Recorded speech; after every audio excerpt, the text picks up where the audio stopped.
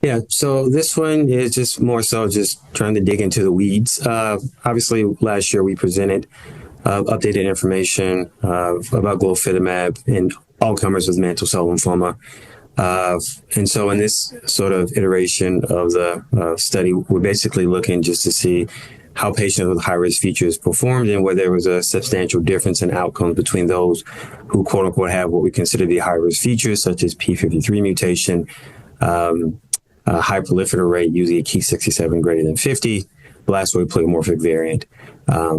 versus those who lack those features. So, as always, there was smaller numbers than we would like for the evaluation of these patients, and we did collect some more information retrospectively. But ideally, for the small numbers we have with the patients that we know that have these poor prognostic factors,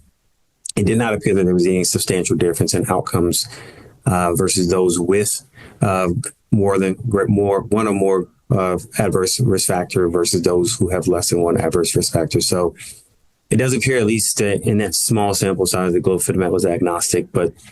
a key caveat being, again, we did not have that information on all patients. So in that sense, as these studies move forward and with the randomized phase 3 that's ongoing with that compound, that information should be collected and we'll get a better idea of how patients who actually have these high-risk features, and actually test all patients enrolled in the study to see how Glofitamab sort of really plays out in that patient population.